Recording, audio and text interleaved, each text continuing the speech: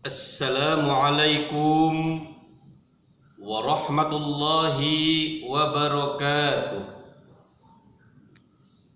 Alhamdulillahi rabbil alamin, wal aqibatu lil muttaqin, wala udwana illa 'alal zalimin.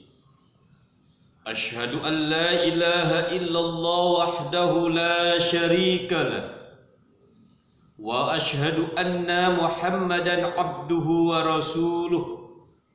Allahumma salli ala Sayyidina Muhammad wa ala ali Sayyidina Muhammad.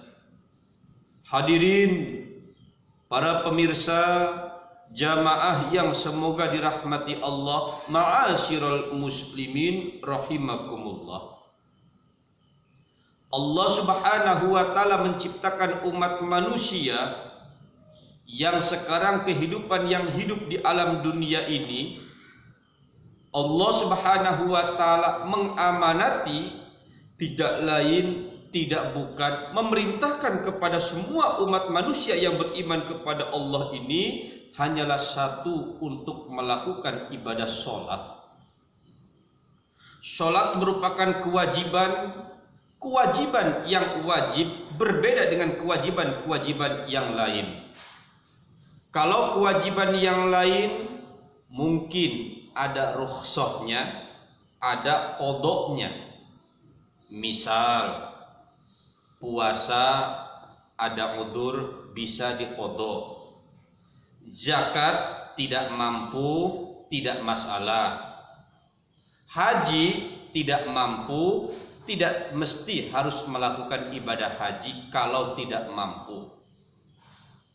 Tetapi ibadah sholat, siapapun orangnya, bagaimanapun jabatannya, apa kedudukannya, apakah dia bagaimana status ekonominya, orang kaya atau pula orang miskin, dan bagaimanapun posisinya, apakah dia sehat atau pula sakit, tinggal di rumah atau dalam perjalanan, bagaimanapun kesibukannya, diharamkan kepada umat muslim yang beriman kepada Allah untuk meninggalkan sholat. Sholat tidak ada tawar-menawar, tidak ada kata tanda tanya. Hukumnya adalah wajib dan diharamkan untuk meninggalkan sholat, apapun posisi dan kesibukannya. Hadirin jamaah yang dimuliakan Allah, ma'asyiral muslimin rahimakumullah. Karena sholat ini merupakan kewajiban yang sungguh sangat wajib dalam kehidupan umat manusia, terkadang sholat ini mudah untuk kita ucapkan, mudah untuk kita kerjakan, tetapi pada prakteknya, sholat itu paling berat untuk kita kerjakan dari semua pekerjaan. Kalau kita pikir dan bandingkan, coba kita perhatikan, saudara kita kerja dari pagi sampai sore, hampir 10 jam atau 12 jam. Bahkan masih kurang, pakai lembur. Kerja dikerjakan. Bangun pagi, kerja dari pagi sampai malam. Dia tidak pernah melihat matahari. Pagi jam 4 sudah kembali untuk bekerja. Terus dan terus berputar. Ia mampu untuk mengerjakan. Tapi kalau kita pikir, bandingkan dengan ibadah sholat, kerjaan kita ibadah sholat, kira-kira nyampe 1 jam? Oh enggak, wudu, absohnya hebatnya wudu, ya 5 menit lah.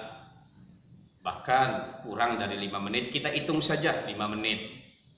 Sholat 4 rakaat, karena kan sholat bervariasi, ada yang 4, 3, 2 rakaat. Hitung 1 rakaat berapa menit? Ya hitunglah semuanya, jumlah keseluruhannya 15 menit. Sholat 4 rakaat 15 menit itu pun udah hebat, luar biasa, khusyuk dan lamanya udah luar biasa. 15 menit itu 15 menit dengan wudhu berarti 20 menit. 20 menit ya 20 menit dikali kita melakukan ibadah sholat sehari semalam berapa waktu? 5 waktu. Ya 5 waktu dikali 20 menit. Berarti hitungannya sangat-sangat mudah dan sangat-sangat sedikit di dalam waktu kita dibanding kita dengan mengerjakan mencari nafkah. Dengan mengerjakan kita bekerja. Sholat yang begitu singkat kita kerjakan paling lama dalam kita melakukan ibadah sholat hanya 20 menit. Tapi Masya Allah itu beratnya minta ampun. Pakai ditunda, pakai dinanti, pakai malas, pakai alasan, berbagai macam alasan. Sehingga Allah Subhanahu wa Ta'ala menegaskan kepada kita, di antara pekerjaan yang sangat berat, betul, kerjaan yang paling berat bukanlah kita mencari harta atau pula mencari nafkah. Kerjaan yang paling berat bukanlah kita bekerja mencari duit. Kerjaan yang paling berat apa yang kita bayangkan. Tetapi pada hakikatnya banyak orang yang mampu bekerja dengan kerja keras, tapi dia tidak mampu mengerjakan ibadah sholat hanya 20 menit yang ia kerjakan. Kenapa? Innaha lakabiratun illa 'alal khashi'in. Sesungguhnya ibadah sholat lakabiratun, sungguh sangat berat, sungguh sangat berat. Yang bisa melakukan ibadah sholat, yang bisa mengerjakan ibadah sholat, yang bisa menikmati dengan melakukan ibadah sholat illa 'alal khashi'in, kecuali mereka yang khusyuk, mereka yang dekat, mereka yang menikmati dengan nikmatnya ibadah sholat. Hadirin jamaah yang dimuliakan Allah, ma'asyiral muslimin rahimakumullah. Tentu diri kita orang Islam yang beriman kepada Allah Subhanahu wa Ta'ala bertanya, kenapa sih setiap datang waktu sholat kadang kita tidak terpikir untuk sholat, bahkan kita berani meninggalkan sholat. Kenapa sih kalau kita melakukan ibadah sholat, padahal kita dari kecil sampai sekarang tua mengerjakan ibadah sholat, perasaannya masih malas dan malas dan malas. Hadirin yang dimuliakan Allah, penyebabnya ada 2. Jadi penyebab malas sholat itu ada 2. Penyebab yang pertama, penyebab jasadiyah, lahiriah. Penyebab yang kedua, penyebab batiniyah, ruhiyah. Jadi penyebab yang pertama adalah penyebab jasadiyah, penyebab lahir. Penyebab lahir yang pertama, permasalahannya malas salat karena hobi kenyang. Nah, ini permasalahan yang pertama adalah hobi kenyang. Mahkotanya manusia itu ada dalam perut. Karena manusia, perut itu adalah segalanya. Orang bekerja untuk perut. Terkadang berani melakukan segala macam yang ia kerjakan perbuatan untuk perut. Berani keributan, bahkan terjadinya tumpah darah, itu pun untuk perut. Hanya perut yang dibela. Manusia hobinya adalah mengenyangkan perut. Nah, kalaulah kita hobinya mengenyangkan perut, efek dari perut kenyang, maka mata ngantuk. Jadi ini mata ngantuk, efek perut kenyang. Nah, kalau sudah matanya ngantuk, datanglah malas. Kalau sudah malas, jelas kita berat untuk melakukan ibadah kepada Allah, di dalamnya adalah ibadah sholat. Orang yang perutnya kenyang, dia pasti akan merasa gagah. Orang yang perutnya kenyang pasti ia akan merasa hebat. Orang yang perutnya kenyang, mata hatinya tertutup, pemikiran jernihnya pun tertutup, datangnya kemalasan, dan dia malas untuk melakukan ibadah sholat. Penyebab pertama, malas untuk melakukan ibadah sholat karena perutnya selalu kenyang. Penyebab yang kedua, hadirin yang dimuliakan Allah, hubbud dunya, cinta terhadap dunia yang berlebihan. Memang kita hidup di alam dunia ini tidak akan bisa dipisahkan dengan kehidupan dunia, dengan cinta terhadap dunia. Tetapi kalau kita sudah cinta terhadap dunia ini sudah berlebihan, cintanya berlebihan, apapun bentuknya yang cinta-cinta terhadap berlebihan, maka ini akan menjadi malapetaka. Kenapa akan menjadi malapetaka? Yang lain disampingkan. Nah, misalnya kita punya mobil. Punya mobil berapa? 2. Yang satu mobil bagus, yang satunya mobil sederhana. Karena kita cintanya kepada mobil yang bagus ini, ya, sama mobil yang bagus ini, mobil yang biasa disampingkan. Kenapa? Karena ada yang sangat dicintai. Begitu pula cinta kita ada 2. Pertama adalah cinta kepada Allah Subhanahu wa Ta'ala. Yang kedua, umat manusia ini ada di alam dunia, maka ia lebih mendahulukan cinta terhadap dunia. Kalaulah manusia sudah mendahulukan cinta kepada dunia, maka cinta kepada Allah Subhanahu wa Ta'ala disampingkan. Bagaimana dia bisa mengingat kepada Allah? Bagaimana dia bisa melakukan ibadah sholat kalau di hatinya hanya dunia? Terkadang dia bekerja, sholat ditinggalkan. Terkadang dia mencari nafkah, ibadah pun sholat ditinggalkan. Dia mengejar-ngejar kehidupan yang ia cintai dalam politik. Mengejar apa yang ia cintai terhadap kehidupannya, jabatannya, ibadah sholat ditinggalkan. Karena cinta terhadap dunia. Orang yang cinta terhadap dunia, maka hatinya akan mengeras, hatinya akan mati. Kalau hatinya sudah mati, maka matanya pun akan tertutup. Hati sudah keras, mata sudah tertutup, yang ada adalah gelap gulita dalam kehidupan. Kalaulah sudah gelap gulita dalam kehidupan, maka dia tidak pernah memandang halal, tidak pernah berpikir haram, tidak pernah berpikir bagaimana kebenaran, apakah benar atau pula salah. Yang ada adalah bagaimana dia bisa mendapatkan kenikmatan kehidupan dunia. Cinta terhadap dunia, otomatis dia lupa kepada Allah Subhanahu wa Ta'ala. Kalau sudah lupa kepada Allah Subhanahu wa Ta'ala, maka secara otomatis dia akan meninggalkan perintah Allah, kewajiban melakukan ibadah sholat. Penyebab yang kedua, dia cinta terhadap dunia. Itulah yang menyebabkan malas dalam kehidupan kita melakukan kewajiban ibadah sholat.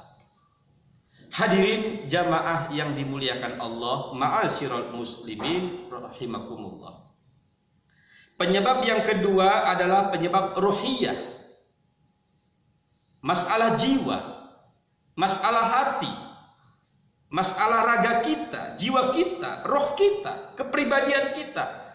Tanyakan dalam diri kita, kenapa kita ini malas melakukan ibadah sholat? Oh, ternyata penyebab malas kita melakukan ibadah sholat, hadirin yang dimuliakan Allah, karena iman, keislaman kitanya itu lemah. Apakah dia orang Islam? Betul, orang Islam. Cuma Islamnya hanya sebatas Islam KTP. Apakah dia beriman? Oh, dia beriman. Islam beriman, cuma imannya hanya iman kadang-kadang. Hari ini beriman, hari ini dia lupa. Jadi Islam dan imannya hanya sebatas Islam iman gadaian. Kapan dia ngaku beriman dan dia Islam, kapan pula dia itu menggadaikan iman dan Islamnya. Kalaulah seseorang sudah menggadaikan iman dan Islamnya, berarti hatinya ini kosong. Nanti yang akan masuk, ya yang ada dalam kehidupan dia. Kalau memang yang masuk adalah dunia, maka artinya adalah dunia. Kalau yang masuknya itu jabatan, pangkat, kedudukan, berarti yang ada dalam hatinya itu adalah jabatan, kedudukan. Kalau yang masuknya itu adalah kecantikan, kegagahan, berarti adalah kesombongan. Iman Islamnya dibelakangkan. Tetapi kalau orang yang iman dan Islamnya itu sudah betul-betul menetap dalam jiwanya, maka yang ada adalah Allah Subhanahu wa ta'ala, menanti dan rindu datang waktu melakukan ibadah sholat, dan tidak pernah menunda-nunda melakukan ibadah sholat. Jadi penyebab yang pertama meninggalkan ibadah sholat, dan sholat terasa berat karena memang iman dan Islamnya ini iman Islam gadaian. Hanya iman dan Islamnya iman Islam sewaktu-waktu. Penyebab yang kedua, hadirin yang dimuliakan Allah Subhanahu wa ta'ala, dia selalu merindukan ibadah sholat. Dia selalu merindukan ibadah sholat karena memang cinta mengharap kematian. Nah, kalau orang yang mereka selalu menunda-nunda sholat, meninggalkan ibadah sholat, dan sholat terasa malas, lupa terhadap kematian. Sudah imannya lemah, dia lupa terhadap kematian. Padahal kalau kita sadar Allah Subhanahu wa ta'ala memberikan umur kehidupan di alam dunia ini sangat cepat dan singkat. Tidak ada yang kita banggakan, tidak ada yang kita harapkan. Yang kita banggakan hanyalah amal ibadah, yang kita harapkan adalah kematian. Kalau kita sadar orang yang ada di sekeliling kita sudah pulang ke rahmatullah, orang yang kita cintai, orang yang kita banggakan, itu pun sudah tiada dan sudah pulang ke rahmatullah. Kematian sudah ada di hadapan kita. Bahkan kematian kita sudah menghitung hari, menghitung waktu, bahkan menghitung jam. Jangan kita bangga dengan kesehatan kita. Jangan kita bangga dengan umur panjang kita. Jangan kita bangga dengan kita merasa masih muda. Siapapun orangnya, tidak ada yang tahu. Kematian sudah ada di hadapan kita. Kalaulah orang sudah mati, tidak ada yang kita banggakan. Kalaulah orang sudah mati, tidak ada yang kita harap. Kematian sudah di hadapan kita. Hadirin jamaah yang dimuliakan Allah Subhanahu wa ta'ala, maka kita untuk ingat kepada Allah Subhanahu wa ta'ala dengan melakukan ibadah sholat. Tetapi kalau manusia lupa terhadap kematian, maka manusia itu dia itu akan lupa dengan meninggal, dengan melakukan ibadah sholat. Kalau lupa sudah melakukan ibadah sholat, maka dia lupa kepada Allah Subhanahu wa ta'ala. Kalau sudah lupa kepada Allah Subhanahu wa ta'ala, maka dia akan lupa terhadap jati dirinya. Maka banyak di antara saudara-saudara kita, mereka yang lupa terhadap jati dirinya. Siapa dirinya? Siapa pribadinya? Karena dia pada dasarnya meninggalkan ibadah sholat. Penyebab yang ketiga, hadirin jamaah yang dimuliakan Allah, ma'asyiral muslimin rahimakumullah. Penyebab secara rohiyah dia meninggalkan ibadah sholat karena memang hatinya sudah menjadi hati pelupa. Bagaimana hatinya sudah menjadi hati pelupa? Hidup ini kan kebiasaan. Di mana kita berada, di situ kita ada, kita akan mengerjakan apa yang ada dalam diri kita. Kalau kita biasa berbuat baik, maka kita akan terbiasa berbuat baik. Kalau kita biasa berbuat tidak baik, maka kita akan terbiasa berbuat tidak baik. Jadi hidup ini adalah kebiasaan. Karena di dalam hidup ini adalah kebiasaan, hadirin yang dimuliakan Allah Subhanahu wa taala. Jadi kebiasaan kita itu apa? Kebiasaan kita ini apakah biasa meninggalkan sholat? Kebiasaan kita ini apakah kebiasaan kita mengerjakan ibadah sholat? Kalaulah kita kebiasaannya meninggalkan sholat, jadi kebiasaannya meninggalkan sholat, maka kita saat mau ngerjakan sholat terasa berat. Kenapa kita ngerjain sholat terasa berat? Karena biasa meninggalkan sholat.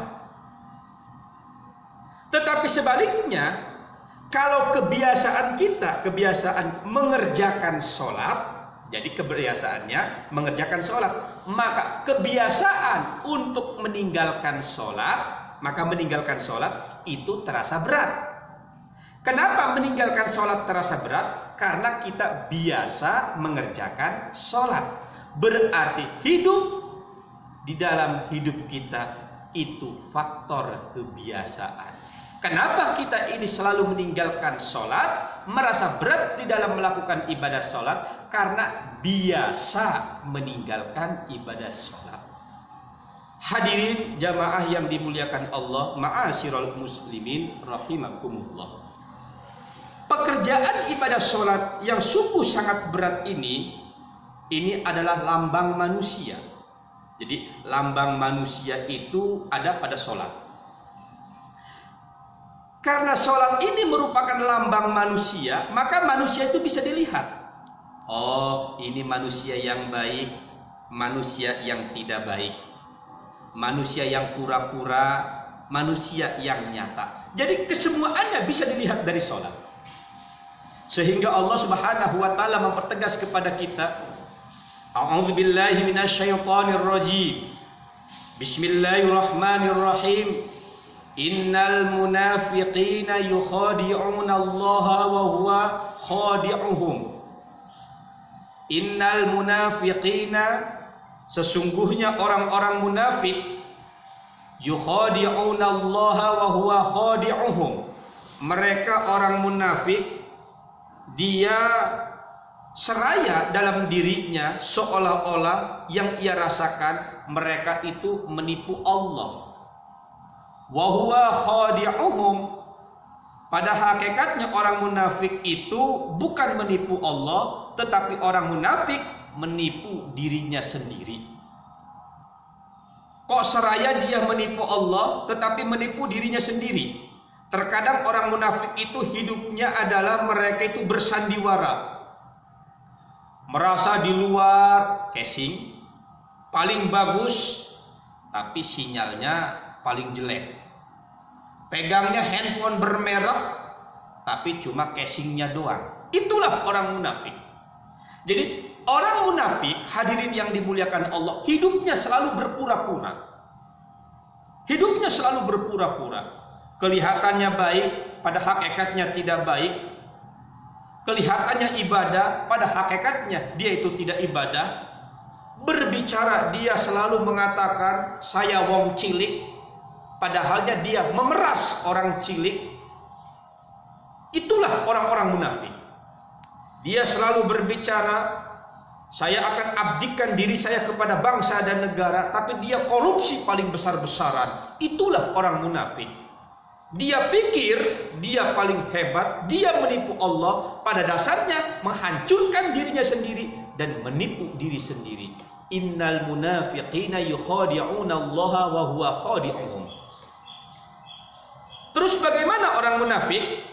Hidupnya hanyalah bersandiwara. Wa idza qamu ila sholati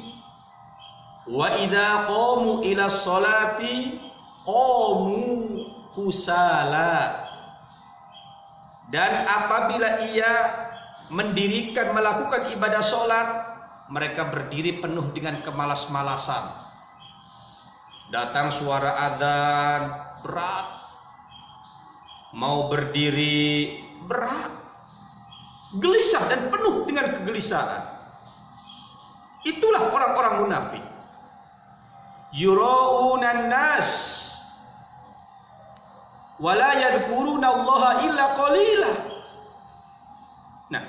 Selalu hidupnya mereka ingin dilihat oleh umat manusia. Selalu pengen dipandang, dilihat orang lain.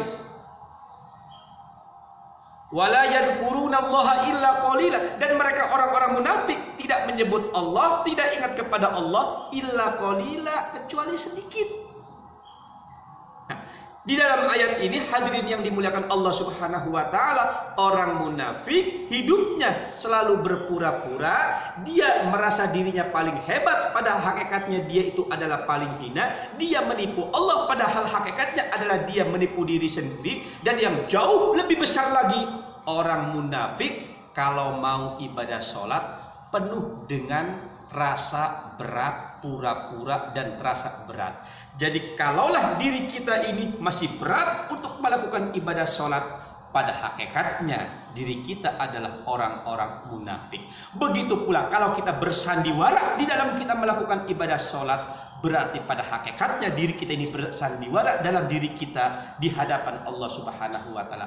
Baik buruknya diri kita dalam kehidupan bisa dilihat dari sholatnya. Maka kita selaku umat yang beriman kepada Allah Subhanahu wa taala, yang merindukan kekasih Allah menjadi orang-orang yang bertakwa, maka kuatkanlah iman kita, kuatkanlah jiwa raga kita, tetapkanlah keislaman kita, sehingga kita penuh dengan kenikmatan di dalam melakukan ibadah sholat dan hindari kemalasan dalam ibadah sholat. Akhirul kalam, assalamualaikum warahmatullahi wabarakatuh.